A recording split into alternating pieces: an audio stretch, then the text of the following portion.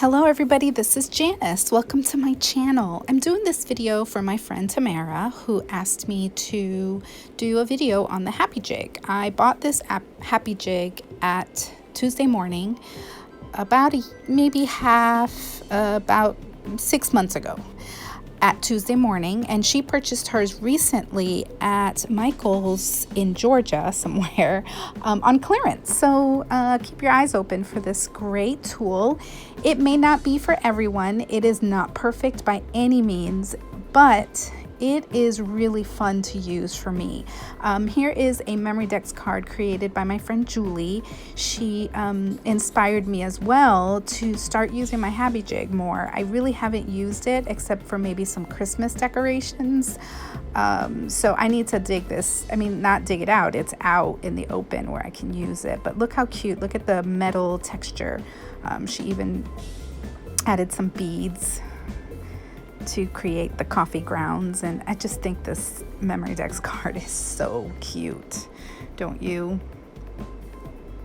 So I'm going to show you how simple it is to use this tool and what it comes with so that you're ready to use it right out of the package. You get an instruction booklet, so that's nice, but just please know that you can even go on Pinterest and get more ideas with the numbers and everything on how to use this. It has very simple instructions, and it shows you about the pegs. Okay, so there's 3 kinds of pegs. There's those small ones, and then there's some medium ones, and then there's some large ones. Those are the medium ones, but one of the medium ones is special because it is your holder peg. I'm going to call it the holder because it holds the wire in place for you while you're twisting it and turning it around the different pegs. So I decided that we would create the heart today because it's simple, and then that way you get a general idea. And then I love the tool that it comes with. That little wire cutter is great for all of your projects if you use wire, if you make jewelry or anything like that. So here's the heart. It's pretty simple. You can make it as just a regular heart, or you can create it as a paper clip. I will tell you that the wire that the jig comes with is very, very, very, very soft, which makes it easy to work with. But not so much, it doesn't really hold on to things like a regular paper clip. So you would need to use adhesive, and it's really more of a paper clip look. It's an embellishment. It's really not something you're going to hold things together with. You would probably need a heavier duty jig, like a professional or like a jewelry jig that would be able to hold heavier wire. These are just plastic. So that's why I think it's good to use a soft wire. And then there's a very simple grid to follow that has numbers and it has letters, and then at the bottom there it tells you how many of each, how many large pegs, how many medium pegs, how many small pegs, and the turquoise colored number is where your beginner peg goes. So it will always be that mint color, and then you just follow the grid. You just place the different, you follow those numbers. So see, on the left you have your letters, and then you have your numbers on the top, and wherever those intersect, that is where you place your peg.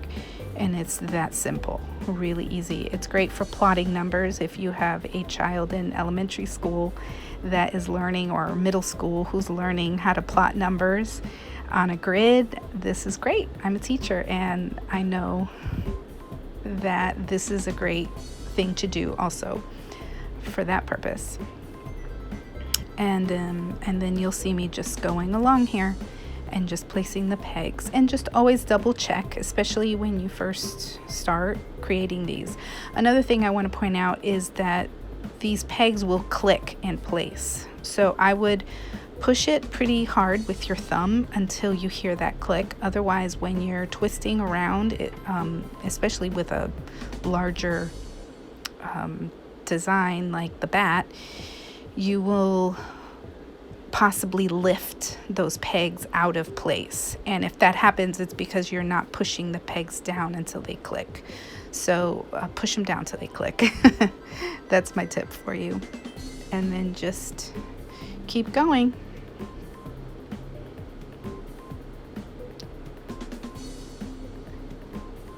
There's a lot of designs on Pinterest for this. I have a board that has a ton of designs.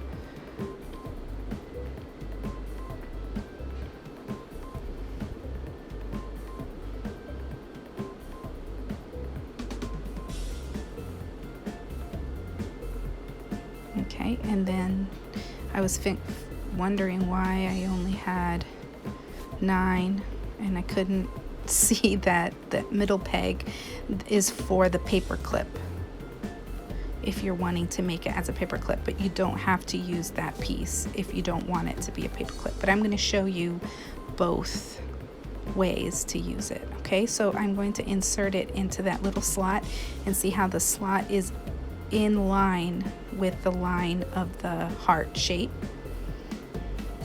and that just makes it so much easier to hold it in place.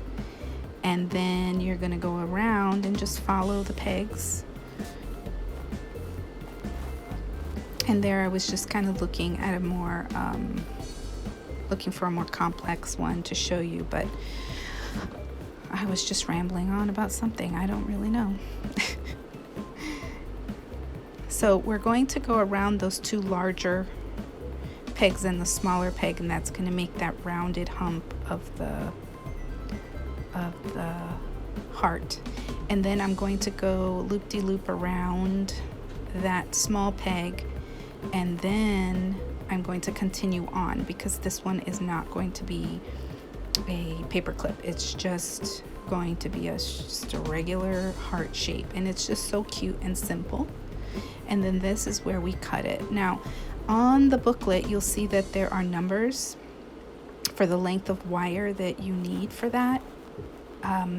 It tells you to cut it, but I don't cut it because it tells you to cut way more than you really need. So I like to just keep it on there on the roll, and then you just remove it off of the jig, and you'll see it's a little wonky.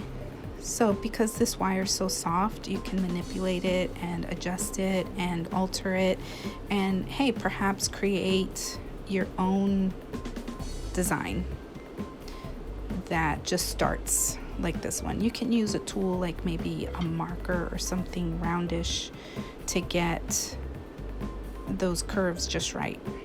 But look how cute that is. That's adorable. And then if you don't like the cut part exposed, then you can just put a bow there, or a bling, or an embellishment of some sort, or put it behind something on your project.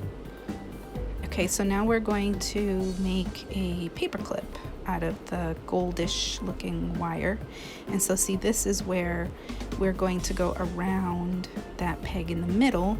That's where you get your paper clip. And then you just keep going around, and there you have it. So simple, right?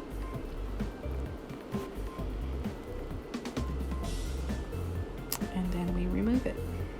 I think the thing that takes the longest is actually putting the pegs on there.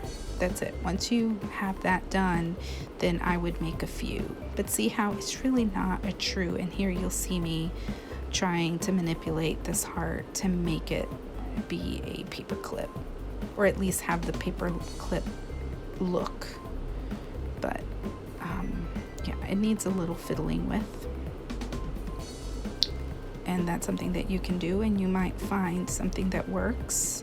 I really haven't played with it enough times. I think I've really only made this heart maybe 2 times before, and I made a few Christmas trees because I got this right around Christmas time when I was working on what I thought was going to be my December daily, which we won't get into.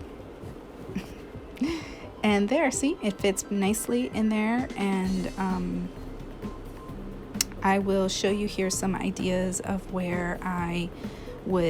how I would use this on a project. And hopefully I'm going to be moving this back a little bit, because it's really close. So I apologize if it's really too close for you to see. Okay. And so these are some of my Memorydex cards, and so I just showing you ways that you can add it even after you're done to a project, and it doesn't really add that much bulk. I didn't show you how to attach it. We'll work on that next. I will do another video, a part 2 to this, showing you how to attach. There may be several ways. If you are watching this and you do this, please share in the comments below how you attach your wire embellishments to your projects, and I'm sure we will all appreciate your input on that. Thank you so much for joining me in this video today and being part of my community. Please consider subscribing and please leave a comment. Thank you so much. Bye.